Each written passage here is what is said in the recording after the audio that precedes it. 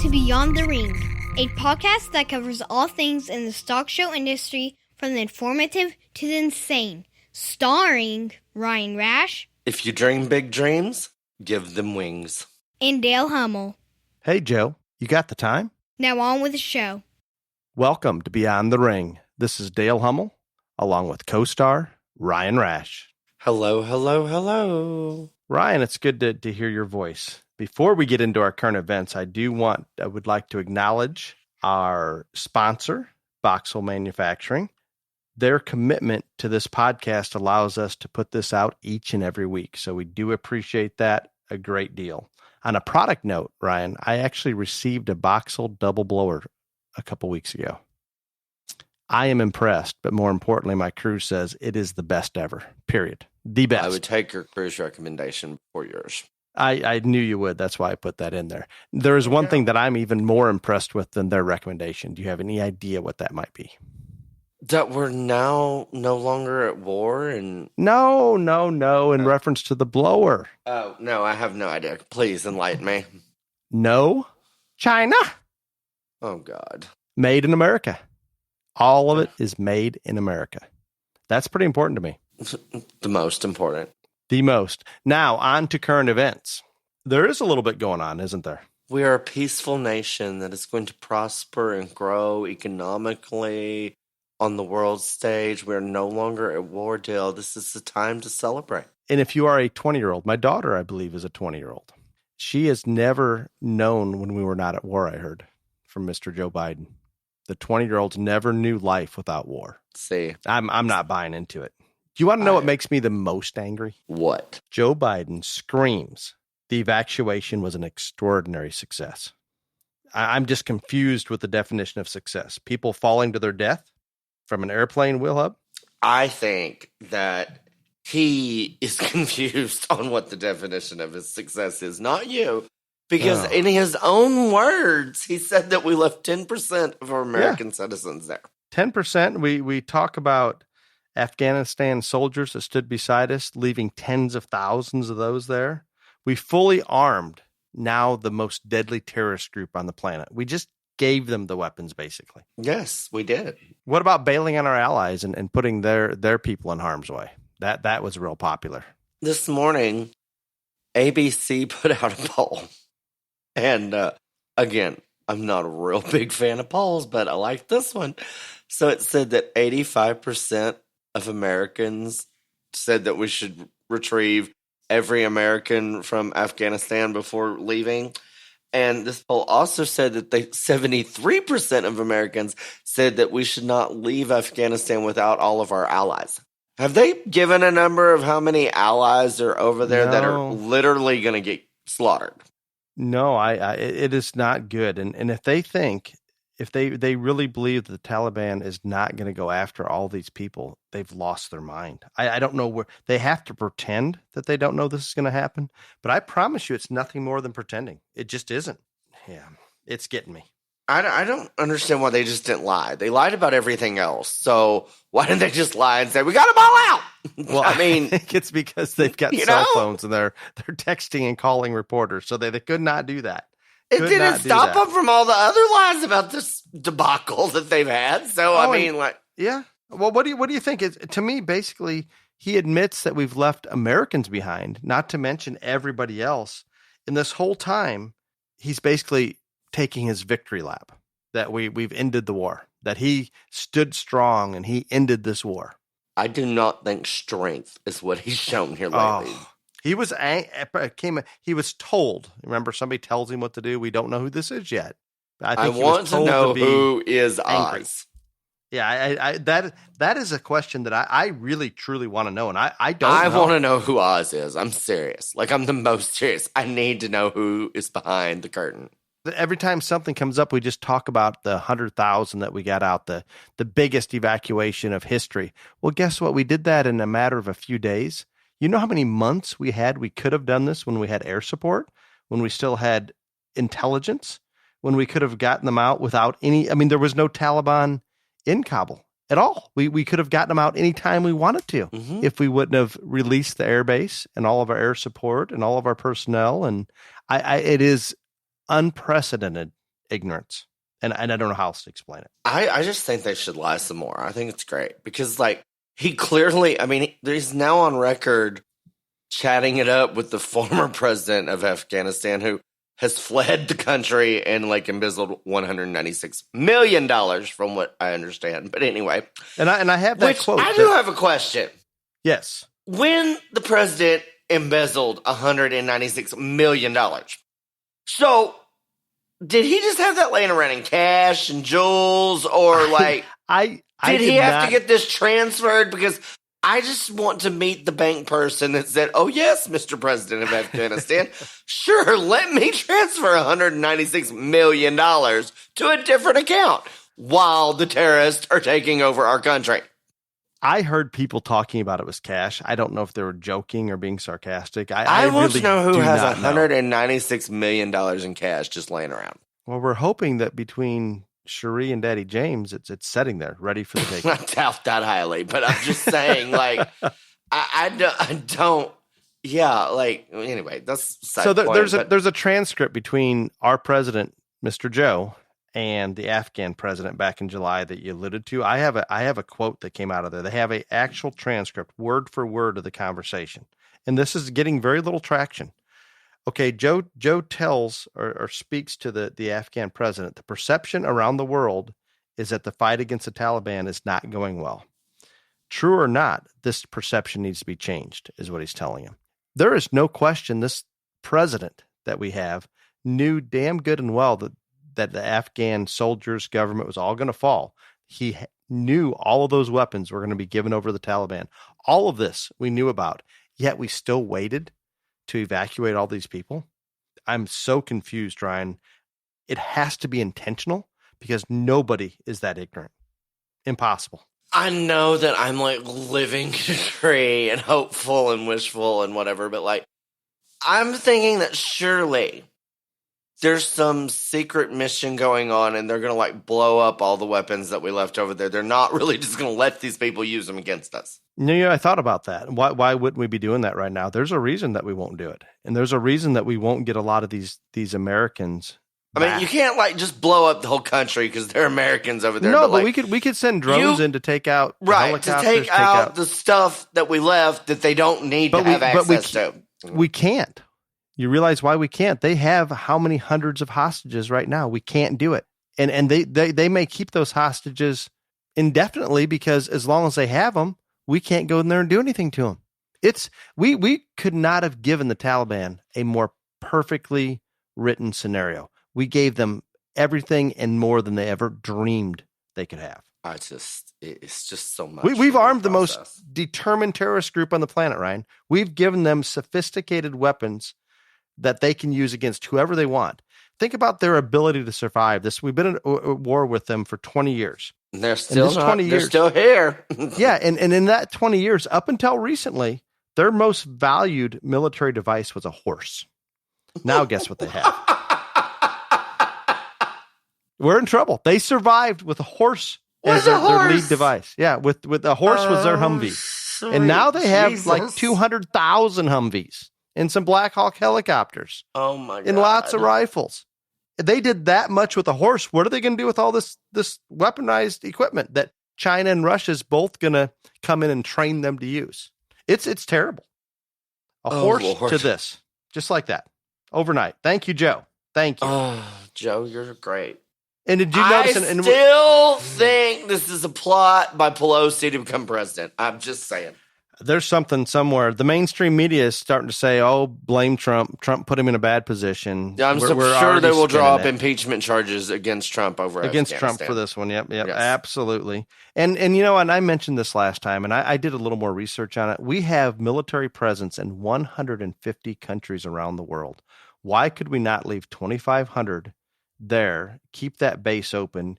Keep stability, and this would not only ward off this as a terrorist hub, it allows us to send drones out to do whatever we need in that area. And guess what? It provides some quality of life for so many women and children in Afghanistan. But no, we not only, and I don't even want to make the argument whether we should be there or not. If we just focus on the ignorance involved in the backwards ass evacuation, that is enough that I go all the way. I skip impeachment. I go to treason. In my mind, in treason, I don't know what it is allowed. It is a very serious penalty. I think I said this on Beyond the Circus or something. I don't remember. Like, they're not going to push impeachment because, number one, it's not going to work. Not. And number two, the Republicans really can't. I mean, I don't see how they can push impeachment when all they did was gripe for 4 years about Trump being impeached all the time. So, True. I just don't think that works. Did you hear Joe and the others coming on there and talking about how they're working with the Taliban? That they almost are putting trust and faith in the Taliban. These are the same people, Ryan. Did you see the parade of fake caskets with the American flag and the British flag? That was what, yeah. And like it was all the countries. These are the people we're working with, that the White House, the administration is working with. I've never been so embarrassed in for our country since I've been alive. There is one thing. Remember, he kept sticking to that August 31st withdrawal. Right. He wasn't going to change that. He had a lot of pressure too, didn't he? Yes. He didn't. You know why he didn't? Mm-mm. And I suspected this all along. There's no question. The Taliban told him that if he was not out of there in the 31st, they were coming back on the offensive. And that little airport that had nothing, there was no way we could defend it. It wasn't set up in that manner. So if we would not have been out of there, they would have taken us out. And they have, look at all the weapons they have. They could have done it anytime they wanted to. But I think that was an agreement that was made. So basically Biden allowed the Taliban to completely set the agenda, all of it, completely control the narrative from beginning to end. And I am confident they could have taken that air base out anytime they wanted because of the weapons that we allowed them to have. And that is why he was so panicked to get out of there on the 31st. And he even left a little bit early to make sure he was okay. The thing that confuses me the most about all of this situation is, like, it's all just a shit show. And there's no rational thinking, logical thinking that caused it to be a shit show other than something is super duper wrong in this administration. And they're convincing the vegetable that this is what he needs to do. But what I don't understand is, and he's getting a lot of heat. Like, if you believe polls, trust polls, whatever, he's like down to like 42% approval rating, and he was at like 54 last month. But so 42 still too high. I realize that, but I'm just saying, no one is calling for him to resign. But all of these retired military leaders and generals are calling for the Joint Chief of Staff, the Secretary of Defense, and the Secretary of State to resign. So why do they have to resign, but Biden doesn't? I don't understand any of it. I really don't. That makes no sense to me. No, the most disturbing part of all this is Joe may believe what he is saying, and that may be the most telling and concerning of all, that he may truly believe this crap he's spitting out there. I don't know if he's cognitive enough to know that he's even lying. Well, that's what all the Republicans are saying. There's like one of two things. Either he's lying or he's so out of depth he doesn't know. And like neither is a good place to be for the leader of the free world. But, No, and he's got us in a place now where we can't gain back the trust of our allies that we bailed on without even giving them heads up. We didn't end a war, Ryan. We basically gave up a strategic position, fully armed the most deadly terrorist group on the planet. It's only going to get worse. If anybody thinks that the U.S. will not be targeted by the radical fraction of Islam, they're wrong. And now we've given them everything that they ever needed to be a serious player. I will say the one thing that Joe Biden has going for him, some bitch is lucky. Like he's something. No, he is. Like, think about this. Okay. So during all of this, like the past couple weeks, think of how many other things have been there to distract the media away from it. That's like luck. There's so many things right now. I haven't heard a word about the southern border in weeks. I mean, because there's so much going on. Hurricane Ida, and to anybody, I mean, if you're in Louisiana, you're not listening to this, but my heart goes out to all you people, and I hope that all the livestock show families over there are safe and their animals are safe, because Ida was a bitch. But I mean, just like that takes the tension off all the stuff that he screwed up on. I mean, he gets lucky in the news cycles, but He does. I mean, you're right. It's a very, very terrible thing with that hurricane, but it pulled some heat off of him. I just think there is a master plan. Somebody, whoever behind the curtain, has a master plan.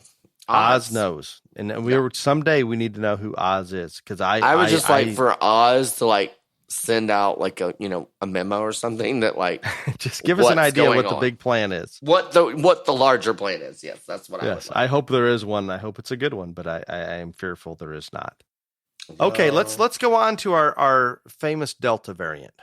It's hitting hard. The common sense approach backed by real science clearly shows that no form of mitigation, including masks, lockdowns, nothing is going to stop the Delta variant, period. It's that contagious. Look at New Zealand, look at Australia, locking down to stupid levels.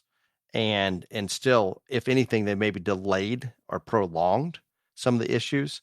But this virus is so contagious, you can't stop it. It may only hit a small percentage of the population hard, but everyone will be exposed multiple times, and this small percentage becomes a significant number. We have hospitals that are full, no question.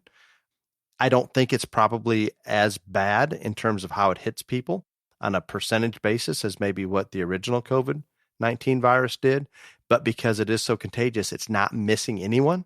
And when you don't miss anyone, you're going to fill some hospitals up. The good news is, Ryan, because of how contagious it is, the Delta variant has peaked, in my opinion. We're peaking in the U.S. right now.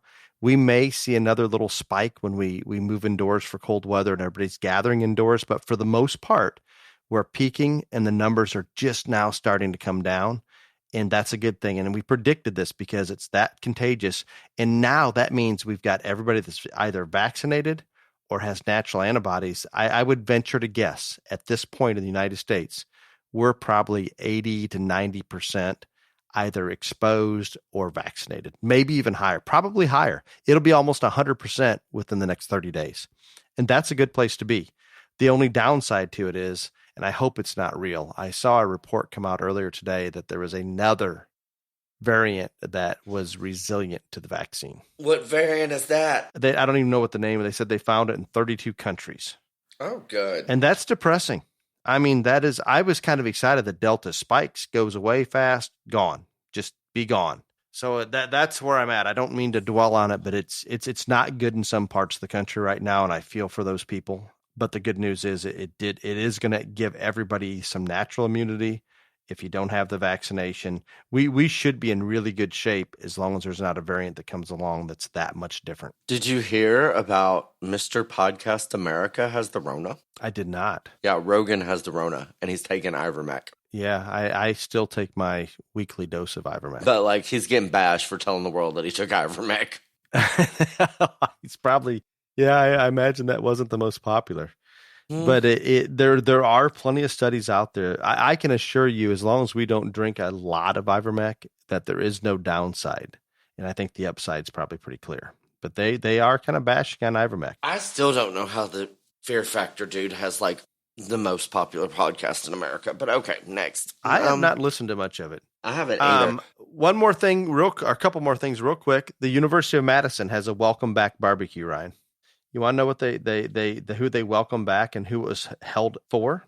People of color, for those that self-identify as such. So their welcome back barbecue, you had to be a person of color or at least identify as that to go to their barbecue.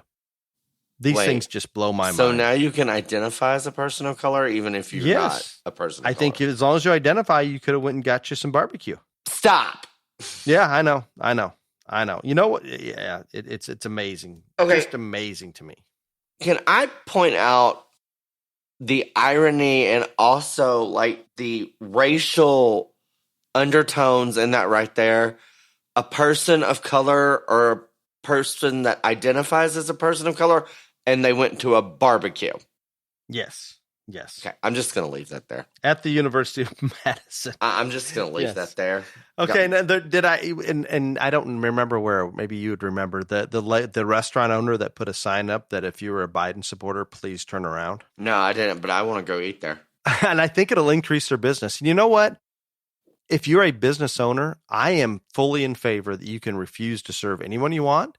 By doing so, you may suffer consequences that people may not be happy and may not partake in your business. But if you own that business, you ought to have the right to do what you want. Here's an example. What about the bakeries, Ryan, that refuse to make a cake for a gay wedding? You know what? That happens all the time. Yeah, and I'm perfectly fine with it. If they don't want to, then go somewhere else. Why would you want to? Why would you want money? somebody to make you a cake? I never. When totally that first confused. came out, that was the stupidest principle. I was like, that's the bakery's choice to do that, but it's also the gay population's choice, or anybody that thinks that's crazy, to not support them. It's real simple. yeah, Very, I very never understood why. I was like, then just go somewhere else. Like, Yeah, why give them your money? just. Okay, one last thing, and we're way long. Oh no! Okay, I have something. Oh, you have some. You go ahead. I've got a pretty important one here. So it's a sad, and this came to my attention, I think, a couple days ago. It's a sad day for the Howard County State Champion Livestock Evaluation Team in Maryland. The Howard County Central Office has declared the trip to the national contest to compete in the national FFA contest to be a field trip, and field trips are not allowed this fall. So this team that wins their state title, as of right now, cannot go participate in the national FFA contest. This is the first one I've heard of. I'd get in my own car and I'd go. Yeah, I understand it. So if we've got anybody, our listeners in Maryland, please reach out to Howard County administrators, explain the value of this event. This is ridiculous. And I'm afraid we're going to hear more and more of this. And I'm worried about some of these competitions and some of these events the next 60 plus days. Maybe there's going to be some cancellations, Ryan. I don't like saying that. And I don't think they should be, because again, nothing we do is going to stop you from being exposed to the Delta variant. It just does not matter. So you may as well live a normal life. I don't think that I will have ever lived a normal life, but I think you should live your life, whatever it is. Closer to normal. How's that? Whatever it is, whatever you consider normal. Okay, what do you have for updates and current events? Yeah, well, I want to bring out like one thing, and again, it just goes to show what a travesty our president is. But like, and I don't know if everybody known it, but like when he went to be there when the 13 dead military personnel from Afghanistan flew back to Dover. I think it was Dover. Anyway, yeah, he's like greeting the families and all this stuff, and he keeps checking his watch. And like, several of those families have spoke out on national TV. Not only did they think that was rude, but very strongly spoke out. Oh yeah, also about what that he didn't have any interest in their son or daughter that, you know, gave their life for America. All he wanted to talk about was his kid. I was like, oh my God. And I saw 3 families that talked about that. Yeah, 3 of 13. Yeah, when he was walking away, one of them asked a question and he had his back to him. He kind of threw his arm up. It just unbelievable. Just I'm again, I can't even wrap my head around any of it. I really can't. No, it's just, but I had to bring that up. And then and go ahead, BTRJLA updates. Well, that's where I was going. That. Okay, that's where I was going. I thought maybe we're going back to Biden. No, I'm over Biden for now. Okay. So, if y'all didn't know, on Friday we launched the Beyond the Ring Junior Livestock Association, the first over nationwide, all species Junior Livestock Association. And so you can go to the podcast Facebook and watch the Facebook Live. We are having another one Friday. Me and Callie here live from Cahill. And we're going to go over lots of stuff Friday at 7. And you will be able to type questions in, and maybe Callie can read some of those? Right, yes. You can ask questions. I don't know if we'll get to all of them. We're going to try to. But we're going to give updates and do all kinds of stuff. But I just want to say the response has just been amazing. Dale doesn't like the response, but the response has been amazing. It has been overwhelming. I mean, Dale doesn't like being a secretary. No, it's like you feel bad because you can't. We have not. You realize we have not gotten back to everybody. That bothers me. I'm home now. I am going to. But it has just been. In the first less than 24 hours, we had shows from Idaho to West Virginia. I don't know. It's crazy. Still crazy. The people that are helping us with all the stuff that Dale and I can't do are working their little fingers to the bone, and we will have information about how to sponsor within a couple of days on the website, on social media, because I've had a lot of people that want to sponsor. Everybody is asking about a show calendar, and we are going to work on, I promise you, before October 1st hits, that's when we start taking memberships, there will be a show calendar. But here's the one thing I want to tell you guys. We will get shows sanctioned all year long. They only have to be in 30 days before the show. So, like, we could sanction a show on December 31st of 2022 up until, the very last month, like December 1. So, when you see this list, there's going to be a lot, but I just want to remind everybody that shows will sanction continuously throughout this process. It'd be great if everybody sanctioned that first month that knew where they're going to be. But there's going to be shows that weren't even invented yet. Yes, true. You know what I'm saying? I mean, so keep checking back to the show calendar. And hopefully that's going to be a real nice central place to kind of map out the shows you're going to. I love it. But, and again, it's $50 per species per kid. And the one thing that I'm going to say here, because several people have asked me, the kid gets points, not the animal. I just want everybody to clear. It is the kid. Charlie Brown is the one that's getting the points, not Charlie Brown's maintainer heifer. Yep, so we do not have to try to keep. It would be impossible to keep track of the animals. It's not keeping track of points on the animal. It's keeping track of points of the kid. So, and you can show in a different region than where you're at, and it's that's right. As long you can go, you could live in Alaska and show in California, and you know what? If it's a sanctioned show, you're going to get points at the national level. You're going to get points at the regional level, and if your state has a statewide program, in our association. And again, that depends on how many members that state has, then you would get points at the state level too. So it does not matter where you show. If you show at a BTRJLA sanctioned show, you're going to get credit for it. Regardless what region you live in, where it's at, whatever, you getting the points for it. Perfect. Yes. I love it. Yes. The response. Thank you for all of those that have reached out to us. It is a little overwhelming, but thank you. Dale loves being a secretary. He thinks that he's going to quit his day job and become that because he enjoys it. I've got a little thing now. A little copy and paste. Call Ryan. Thank you. Okay, are you ready for the main topic? Yes. Not going to This be a is real popular Ryan's topic. main topic. That's Ryan's main topic. Oh, see, when it's not popular, you throw that shit on me. Well, no. When you think it's going to be popular, you're like, this was my time. I'm like, no, bitch, it wasn't. And then you're like, yes, it was. You've had this one for a long time. It's been setting on the books, and it's a good one. I think it'll be good. I hope it'll be good. Leasing of show stock. Yes. Does it happen? So I just want to put this out there. And again, I'm going to ruffle a whole lot of feathers, and that's fine. This is the real thing. It does happen. This is not made up. This is not, and it's out there. It happens and whatever. And I'm going to be real honest. I am not against it. I don't think it's cheating. I don't think it's any of those things like that. But this is the thing. And there are advantages to it. And there are disadvantages to it. And I just think that we need to talk about those things and talk about that it actually does happen more. Well, Ryan, wait. You said something about it's not cheating. I don't think it's cheating. You're missing one thing. The show rules state you are to own the animal, not lease or borrow the animal. And I don't think it's cheating. And you want to understand why I don't think it's cheating? Please. First off, that rule is unenforceable. So therefore, it shouldn't be a rule. And guess what? We could spend $1 for it and get that $2 back at the end. And that fits the technicality, I'm assuming. Secondly, when that animal is shown at the show that says the rule, it's in that exhibitor's name. By the papers? If there are papers, yes. I don't think people lease market animals that much that I know of. Well, I've never heard of that, but in your breeding animals pretty much all have papers. No, your crossbred gilts, all of your does. Oh, your okay. I get what you're saying. You're right. Yeah, I get it. You're right. One time in what? So is that cheating then if you show a weather dam that's leased? I don't think so. I really don't. I mean, in all reality, Ryan, it's a technicality that they could give them a $10 bill and say, I own the animal and sell it. I mean, you're right.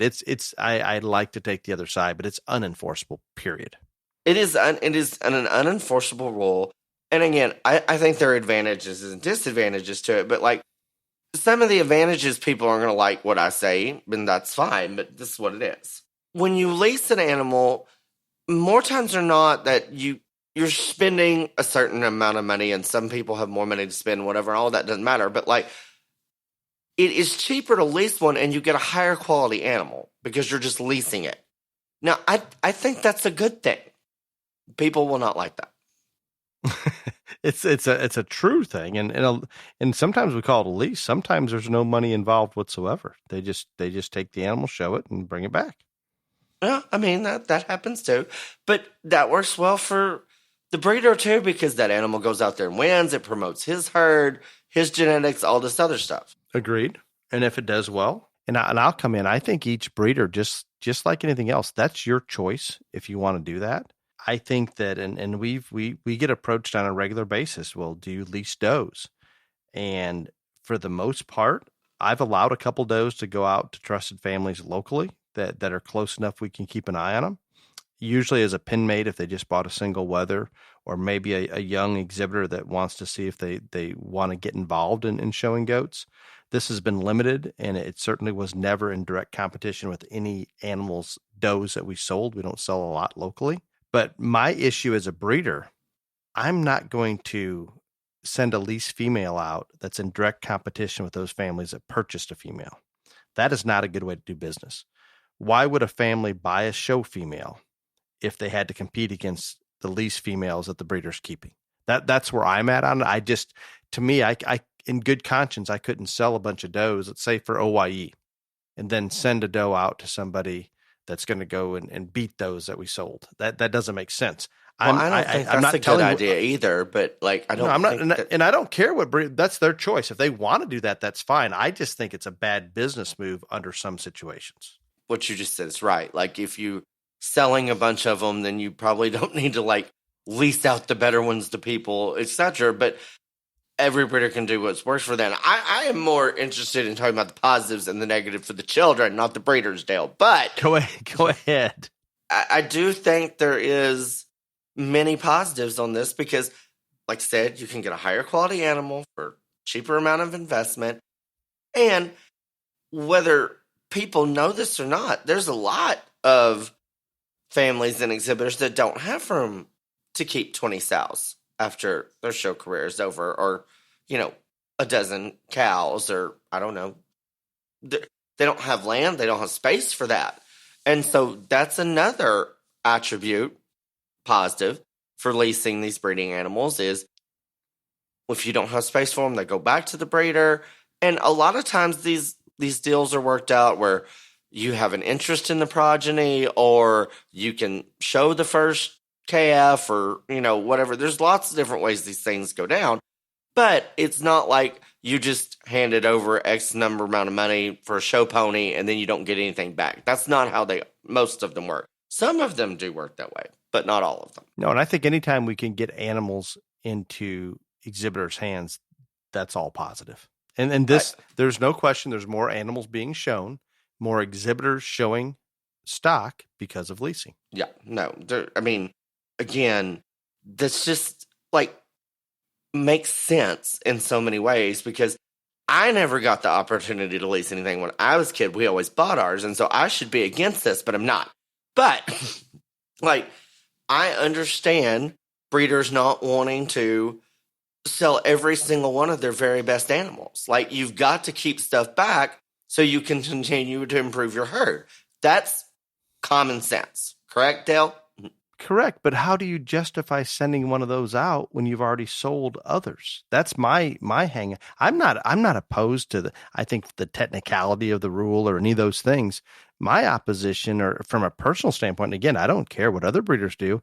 There is not a situation where I could let more than one or two does out that wouldn't be out there competing against some that I sold, and that does not work. That is going to upset those other people that bought, in my opinion. No, I don't know how it works unless you're not. I don't know. I don't understand how breeders can make it happen. Again, I don't know how every single individual breeder does it, but here's the scenario for you.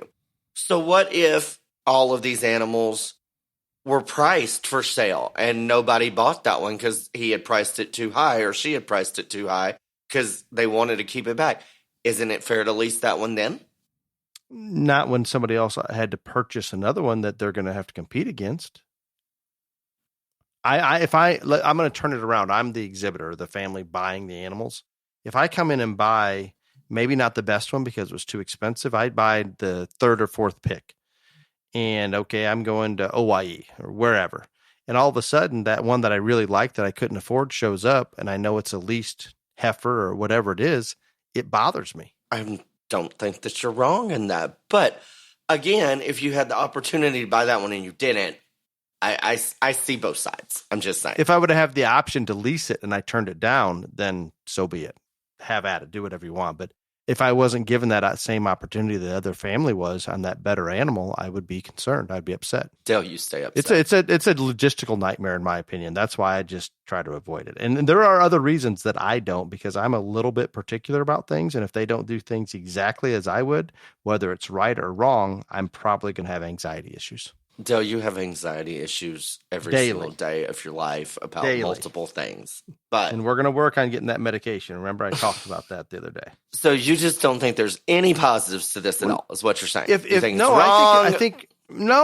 from the well, you haven't said one thing positive about it. I told you, I think because of it, we have more animals being exhibited and we have more exhibitors getting into the ring. I think that's all positive. Here's a scenario. Let's say that I lease an animal to California and I didn't sell any to that state, then that's perfectly fine. So as long as it's not going to compete against ones that I sold, I think it's great. But there's that conflict that a leased animal competing against one that same breeder sold. That is my only conflict I have. And I'm not going to send out our best ones that I'm keeping back. Almost everything we keep back goes into a donor program. And to get these animals across the showroom, we usually have to get them pretty fat. And the last time I checked, there's a correlation between fat and lack thereof fertility. So for me, it just doesn't work. You can't let those elites out. We keep ours sale barn thin is what we call it. When people walk by them, they don't even realize they're donors. But guess what? By keeping them that thin, they generate really well. So now what you're saying is you trick your people that come to your house.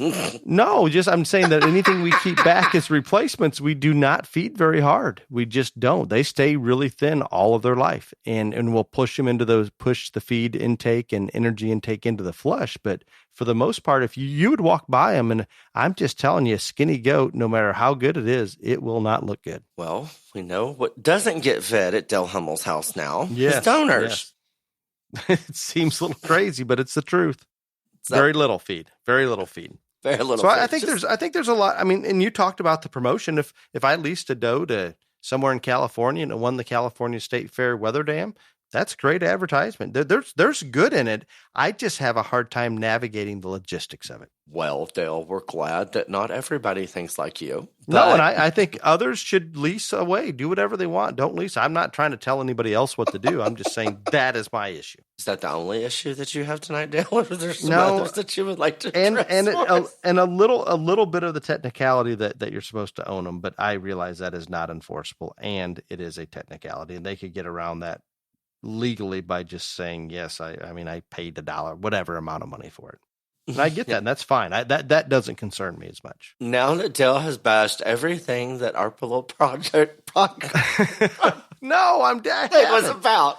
What species do you think we see more leasing in, honestly? Hogs. I think so. Just maybe because there's more numbers born in those litters and so forth. But I don't know why, but I would agree with that. I think that a lot of those gilts that go to those big summer shows and stuff like that, I just think there's a higher percentage in that deal. I mean, you've gone on about leasing does and stuff like that. I just don't know. I mean, I don't know how prevalent that is in the goat world. I know there's a lot of leased heifers. I mean, there just is. And again, and it's for the reason that I said earlier, a lot of those breeders do want those back in. And I get your gripe, but some of these would never be or aren't for sale. And correct. I'm not, and so they lease them, the kids show them, they get them back. It all works for both sides. And on a lot of those programs, Dale, they're not selling to junior members. I know lots of people that won't sell one to a junior, but will lease one to a junior. Yeah, no, that works. No, I see there are logistical ways. And you mentioned the goat. I don't, obviously there's does that are leased in the goat world, but I think it's there's stuff leased less. in every species. Yeah. I think there's less in the goat world. And the reason for it is I think we're still on such a steep climb. We've been breeding less generation for show goats that those elite ones are so valuable. You don't really want to, I don't want to let them, I don't want to take any chances something's going to happen because I want to go to the next generation with them. I think there's more progress being made more rapidly because we haven't been doing it as long. So consequently, breeders are holding a little tighter to them. That's my only possible logic in it. No, it's perfectly fine. I just think the thing is that, like, the reason that I wanted to bring this topic up, and we've got way off where I was going with this because Dale had to do his little tirade. But anyway, next. I believe you asked me the question. I'll never do that again. Anyway, so I think the thing is like, I think there's still some people out there that think this is taboo or we don't talk about it and it just happens and stuff like that. And like, I think that there are a lot of positives for both breeders and exhibitors in the leasing department. I think it's fine. I know that technically it's against rules of shows and stuff like that. Again, I don't believe in unenforceable rules, so I really don't care about that. I'm just going to be honest. I just think that if you can get more kids involved with better quality animals, that's a win-win. Agreed. That's me, though. And we need to make sure that leased animal is in that person's care. Well, yeah, I mean, I agree with that, of course, because that's another rule too. But that one can be enforced. They can come check and see if your animal's at your house. But and you brought up a point that some people are opposed to this, and I'm going to go to that county fair mentality.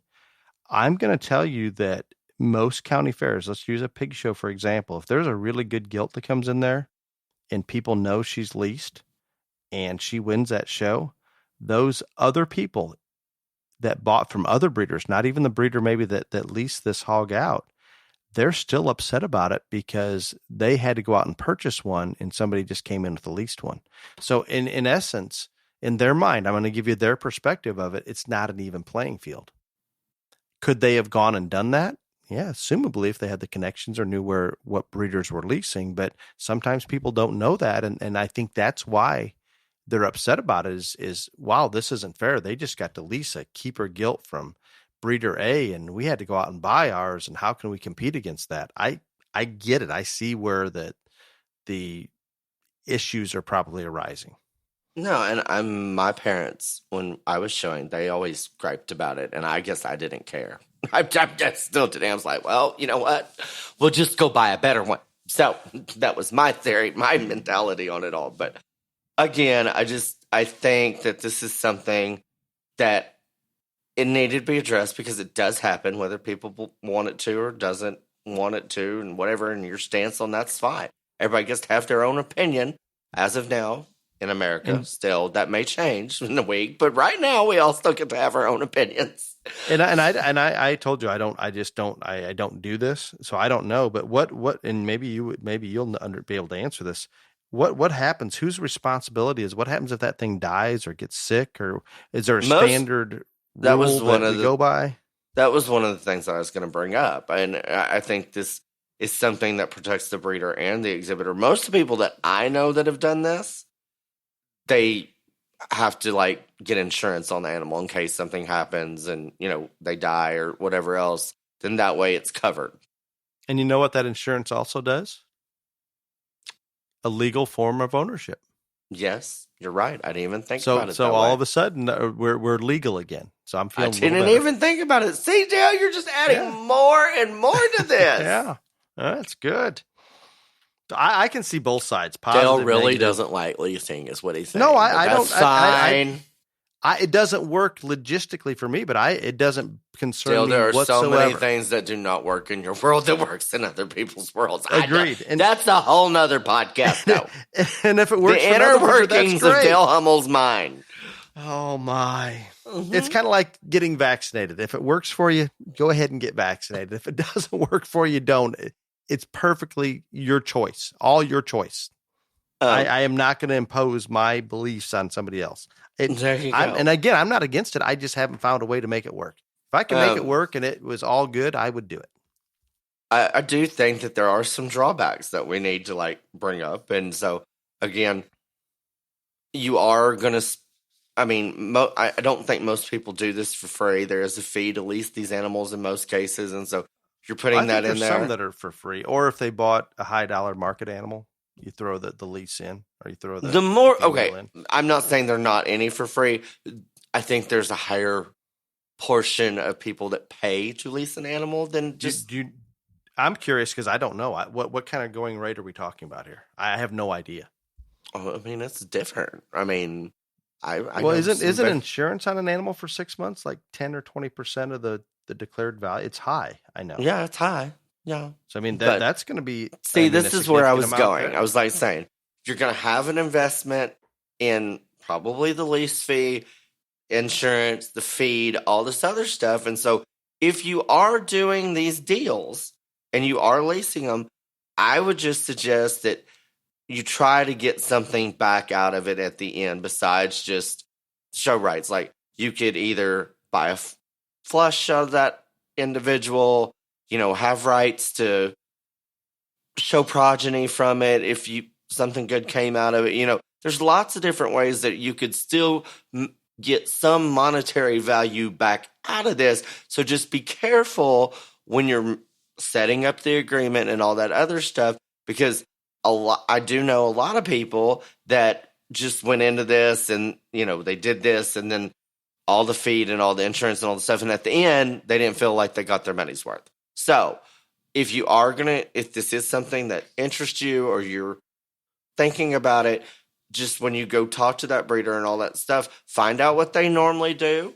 This is kind of like when you go buy one, do your research, look at other options, all that other kind of stuff. But just know that when you go into it, that you are it's expensive regardless. Feed is expensive, people. We know this. And so just make sure that both sides are going to be happy in the end, because you don't want hard feelings. No, agreed completely. And that's going to happen sometimes. But our listeners out there, I want to make sure that they're clear, or we are clear. Please do not take this wrong that we're encouraging or discouraging. I guess Ryan's encouraging in essence, but we're not trying to promote. I just said that I personally do not see anything wrong with it. Yes. And I'm coming at it from I have never leased an animal in my life to a kid, anything, never. But so what I'm getting at is it's happening, and it is happening on a large scale. So that is why we're addressing it. And There is good and bad. There's both sides of it. Yeah. Absolutely both sides. My other issue, Ryan, and you can only imagine, I just don't feel comfortable with somebody else having that valuable of a breeding piece in their care and traveling to. There's just more things that can go wrong. I'm out. Put them in a little bubble shelter or barn and a little padded pen, and you leave them be.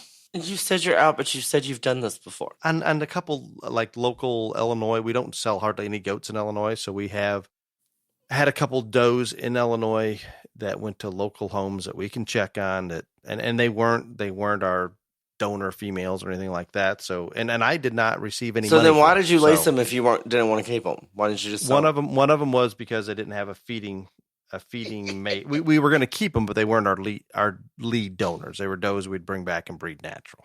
Oh. Ones that we didn't go in the sale, but they weren't the absolute leads. And it was more so as a feeding buddy than anything else. They chose not to buy two wethers or didn't have the budget to buy two wethers or whatever it may be. So, and again, I'm not necessarily opposed to it. I just haven't found that route in how it can work without offending the people that actually buy them. That's my issue. Well, anybody that has a successful lease and sell program, please call Dale and tell him how he can get this right in his head. I don't believe there is. I don't think it works for me. Maybe I guess as long as I lease to states that we don't sell at, but that's pretty hard to control. So I don't know. I like discussing it. I think there's a lot of people out there that probably are unaware of the number of animals that are actually being leased. I wouldn't even know what the percentage was, but I would think it would be higher than what most people think. I think fewer goats. I think pigs are the highest. Cattle and sheep. I don't know. Maybe a wash. Ryan, you would know better than I. Are there a lot of high-end show heifers that are being leased? Okay, I'm unaware. I mean, obviously, I'm assuming yes, there are, but I there don't. are. Okay, I'm just telling you there are. Got it. And even going to like a junior national. That's normally where the high-end ones go. Yep. And if you have one that you spent, let's say you bought your heifer for 30, 40, 50,000, and a lease heifer comes in and beats you, that doesn't concern you? I think there are things in the stock show industry that are just reality. And this is a reality, and that's why I wanted to bring it up and talk about it. This is a reality. This takes place. It happens. Whether we like it or we don't like it, it's out there. It's part of the process. And again, it's never going to change because it's unenforceable. I mean, it is. Now, the more we talk about this out loud, I'm starting to become more opposed to it. Oh my God, here we go. If I went out and bought a Angus female for a significant amount of money, actually thank you, podcast listeners. We'll see you next week because Dale's fixing to go on a tirade. I can feel it. I can hear it. I'm starting to think that I understand the feeling for those that are purchasing it, having a little bit of sour taste in their mouth by getting beat by one that's leased. And again, I'm not telling a breeder to lease or not. I don't care. You do whatever works for you. But I think there's going to be a little bit of a bad taste in people's mouth over it. That's probably why there's not a little sign over their stall that says leased or owned when you go to these shows. Understand. And I'm not saying that I would. I mean, if you have a breeder approach you and say, "Hey, I want your kid to show this one," and it's a great one, there's not a lot of people going to turn that down if that lease number isn't very high. I get it. I completely get it. No, and again, I didn't bring this up to say, go leash your animal. No, I'm not for it. I'm not against it. I think it's real. I think there are positives. And just like everything else, there are negatives. And Dale has brought out all of those and is coming up with more and more by the second. So sometimes when you talk through things, it just happens that way. Do you need another 5 minutes to come up with another negative? Nope. I'm good. I actually was kind of getting excited about question and answer. Kind of getting bored with the leasing topic and getting excited about question and answer. At least he didn't bust a blood vessel. Do you have any final comments on leasing before I hope the next county fair you go to, I hope the parents come up to you and shame you into being shame me? Yes, shame. Why would they shame me, Dale? for promoting leasing animals. I didn't promote it. I said it happens. I think you promoted it more than I did. Well, Dale, I'm not even going to use that because, yes, that would be correct, Dale. I guess because I said that I see positives in it.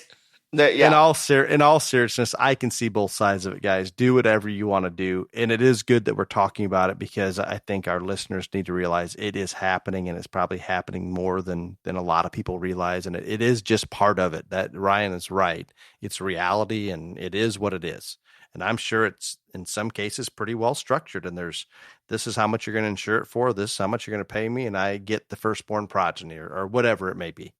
So it's happening, and there are. I'm going to go back to anytime we can get people involved in showing livestock. That's a good thing.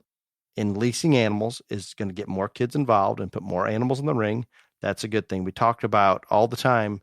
Right now in our world, we have this younger generation that's more about entitlement than personal responsibility. And I think by putting them through the stock show arena, there's nothing better that's going to build some of that character, such as personal responsibility and some of the other things. So there is plenty of positive to it, but there is some negative. Agreed. Question and answer. Sponsored by Pope Joy Livestock. Are you ready?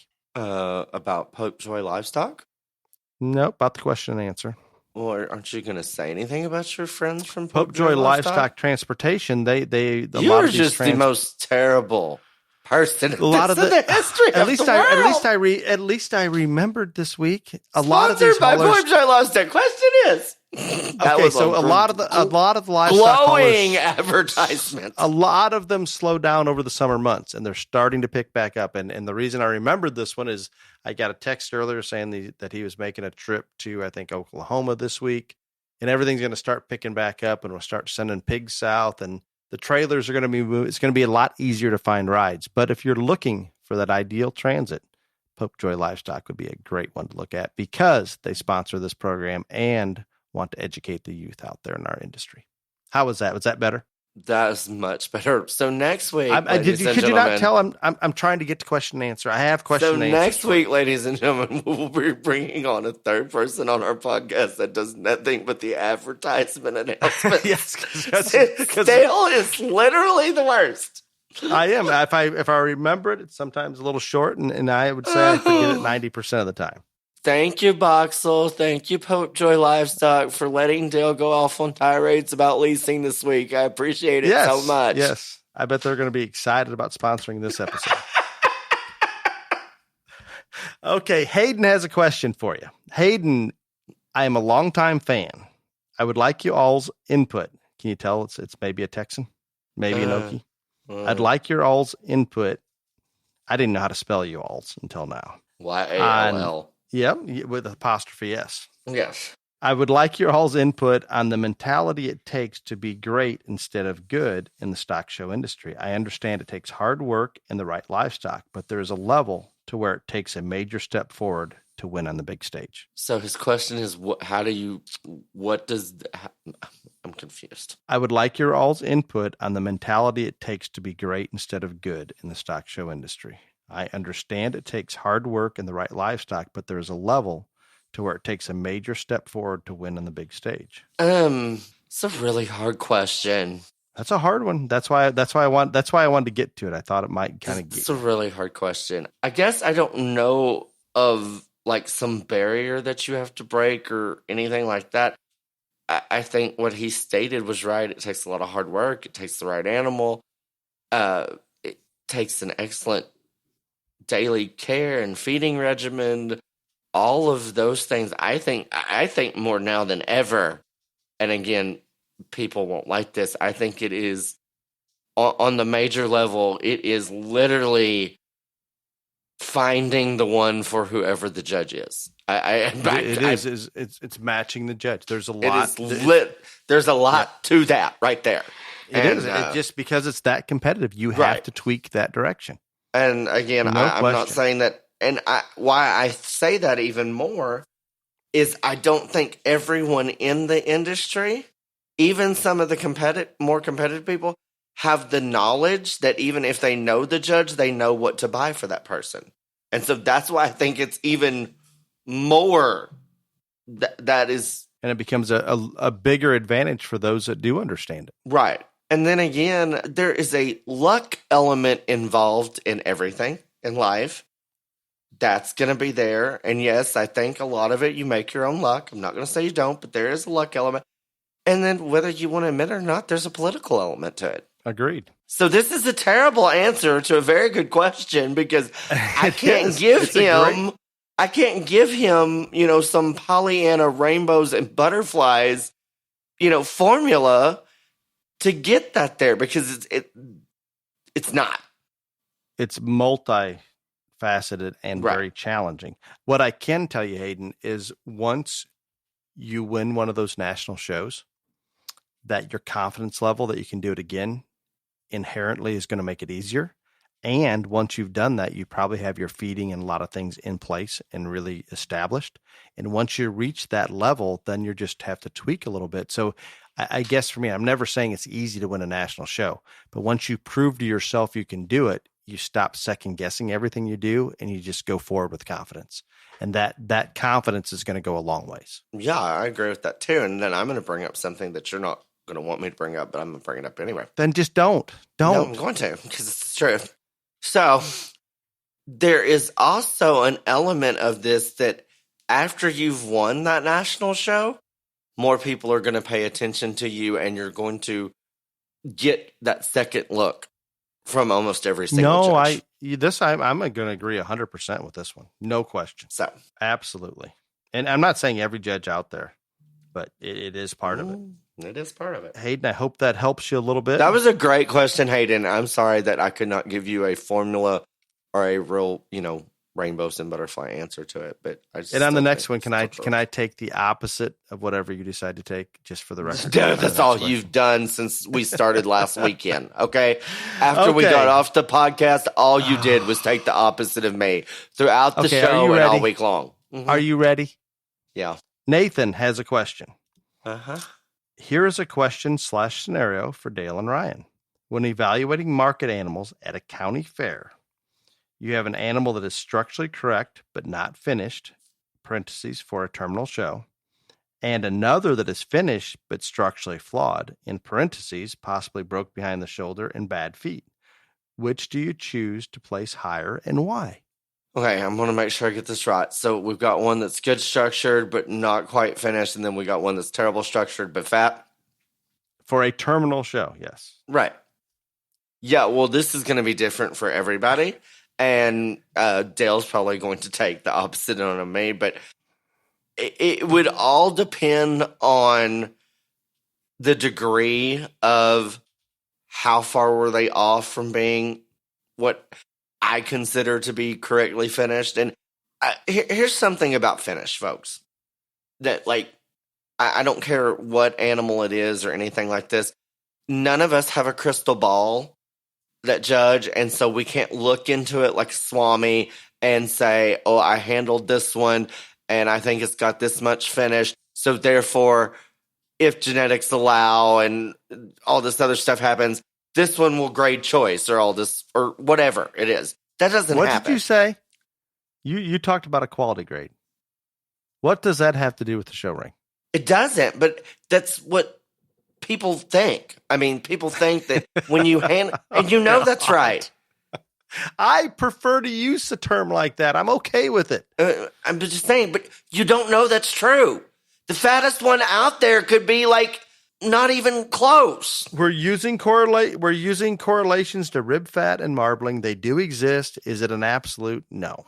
No, but the rib fat to marbling, yes, there are correlations to that, but also marbling is more highly influenced by way more genetic factors that you can't even see or handle or anything. All I'm saying is tradition states that we're going to go ahead and go back to the correlation. You're probably better off with a fat. If we have more rib fat, you're probably going to have a higher quality grade. If you have less, you'll probably be lower. Makes my head hurt. Absolute? No. Okay, which one are you going to use? Okay, can I finish? But please, literally, we're talking about finish. Can I finish? So it is going to be based when I am out there sorting. It would be based on the degree of how far off is that one from its terminal end, and how bad structured is the one that's fat. I will tell you that there is not a doubt in my mind that at least 90% of the time, unless this thing is bare, completely bare, I'm probably gonna go with the sounded structured one. And that's easy. And fat and crippled just doesn't sound good to me. In any scenario, I'm just going to put that out there. I am going to shortcut this for you. It is a whole lot easier to justify that good built one, and the people on the outside, they don't know where that finish is, and away you go. Great steer judges make them handle well. I don't remember who said they handle that, however, yeah, that they can handle. Yeah, we can justify anything with that handle because only 2% of the people in the crowd are going to actually handle that animal. But I don't believe in that either. But I'm just saying, fat and crippled does not sound appealing to me. There we go. But it does sound tasty. Oh, Jesus Christ. If we're going to put that baby, we're going to harvest that thing and put it in the freezer. I'm going all in. All in. And again, I think Ryan's right. This is Nathan, it's a little bit of a loaded question because without seeing them and know how far off we are in the degrees, it's hard to answer. But I have a feeling if I know Ryan well enough, he's going to grab the structurally correct one that's maybe not quite fat enough and say, this is a show. This is not a carcass contest. Yeah. And like I said 90%. I mean, there may be 1, 2, but whatever. But again, I just want to state for the record again, fat and crippled does not sound appealing to me in a show ring. Does not work for you at all. No. Are you ready for the final question and answer? Comes to us from Chris. Oh, God. Chris has a question, and this one's too easy. Oh, good. how come at times, and we're going to say didn't say you or I, but we're going to say there's no question they're addressing you on this one. How come at times you call yourself a sorter and then you call yourself a judge? Why not just judge? Is there a difference? As always, I enjoy listening to your podcast. Dale, I hope you're healing well. Dale is not healing well. His foot is not healing well, and more importantly, he is mentally not healing well. But the concussion's not going well. It was obvious. The term is interchangeable. It's the same thing. When they hire a judge, they hire them to sort the stock. So sorter, judge, it's literally an interchangeable term. It means the same thing. That was way too easy for you, wasn't it? Well, it's the truth. It is. No, exactly. But I can see it maybe confusing people. So no, I mean, Chris, I get why he's asking, but it is literally an interchangeable term. Sorter, judge. I mean, it's the same thing. So I get why people may not understand that lingo or whatever, or ever heard it before. But yeah, it's an interchangeable term. And Ryan, since I did not do them justice before we end, thank you to Boxel Manufacturing, Popejoy Livestock Transportation, and do not forget to tune in to Ryan and Callie Friday night, Facebook Live, 7 o'clock, Ryan? Is that accurate? 7 o'clock Central Daylight Time. Dale is not going to tune in. I'm gonna be typing questions like crazy. It's gonna be good. You're gonna be busy being the BTRJLA secretary, so you won't have time to tune in. I don't know what I'm doing Friday night, but I will be watching. Oh, good. Watching. Ryan, I think this leasing topic was different. How's that? Yeah, because it was definitely different. I liked it though. It was good. Yeah, we got to argue more than normal, so you like it the most. But until next week, please be safe. Y'all come back now. You hear?